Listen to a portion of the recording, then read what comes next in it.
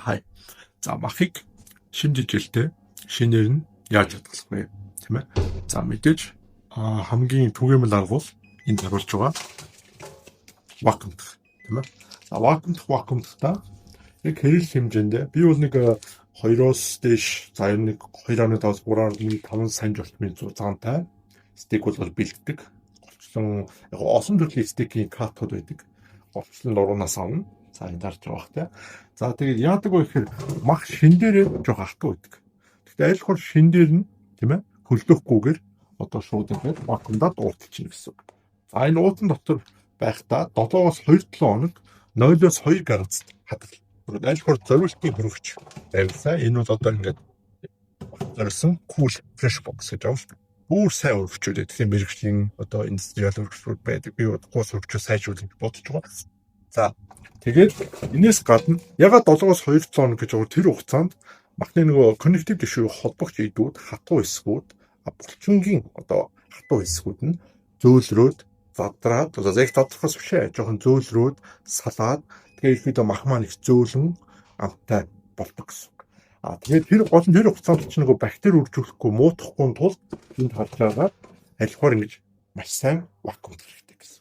Тэгээд доороо 7 хоног хадгалсан дараагаар бэлтгэж идэж эхлэнэ гэсэн. За мэдээж өшөө илүү удаа хугацаанд одоо баг 1-2 сар ингээ хөлдөөгөө тавьчихд бол хангалттай. За аль хор хүйтэн хурдан хөлдөөгсөн маа сайн. Бүр мэрэгжлийн төвшөнд бол одоо 30 градус хүртэл хурдан тийм ээ хөлдөөдөг бас технологид байдаг. За миний өргөч бол хас 24 хамгийн дээд хөлдөөдөг. Би хас 24 дээр хадгалдаг. За одоо ингээд энд байгаа мах маань жоохон дуустах гэж байгаа учраас дараагийн хөлдөөсөн махаа гаргаад дээр тэгээд махыг гисгэхтэй хэлж штэ. Хэсэгчилж яг хэрэг хэмжээндээ л гисгэж хэрэглэнэ. Ойлгож байна уу? Бас удаан баталж болохгүй байна шүү дээ. За одоо энэ хөлдсөн бол нэг 24-өөс 48 цагийн дараа нэг 0 градус хөлдөх очиж байна. Тэ? За тэгээд хөлдөхтэй хүртэл ингэж вакуумжаар харж байгаа бох тийм ээ. Хөлдөхтэй хүртэл чинь нөгөө кристалл үүсдэг тийм ээ. Одоо усны кристалл үүсээд махны ус нөгөө одоо юу гэдэг шин тэжээл чанарт бас нөлөөлдөг байхгүй. Дээрээс нь орчныхоо бас тэр нэг усыг бас татаад сороо тэнтэй бас ингэ одоо ер нь оксидашн явагдуулахгүй тул гэсэн. Агаар болон температураас борч ер нь бол бактери үүсдэг, мах мууддаг тийм ээ. Танаас биш эрүүл ийм аргаараас хадгалах боломжтой гэсэн.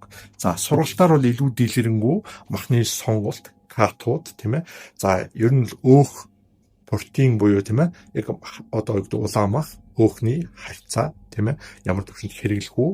Яаж зүсч бэлдэж хадгалах уу?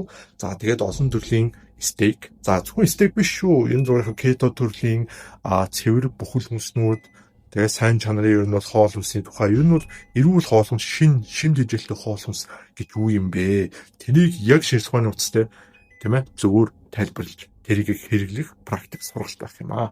За ингэ харж байгаа. За тэгээд та нартай удахгүй бас ингэ хялбар аргаар буюу яг зүгээр ган юм уу эсвэл одоо за энэ бол ган байсан ч болно доо. Гэхдээ энэ бол айлууд байгаа бах тийм ээ. Цэвэр ган хариулын тавгаар стейк хийж болно тийм ээ. Тэгтээ яаж ч болохгүй. Хоёрдугаар болохоор ихэнх айлууд байгаа. Овн тийм ээ. Шавхч. Овн ашиглаж хийж болно. За фрайер ус ашиглаж болно. Air fryer гэдэг чинь тэр бол овны жижигрүүлсэн төвлөр юм л та тийм ээ. Энэ бол олон янзаар стейк хийж болно. За бүр сүс үдэ гэж байгаа. Битүү чанагчийн одоо битүү чанагч хөнгөсөн шүү тийм ээ. Температур барих боломжтой чанагч ашиглаад бүр 24 цагийн хугацаанд хүртэл бэлдэж болдог. Нэгт одоо өөрөөр хэлбэл температурын тохируулаад орчнол гэсэн үг. За.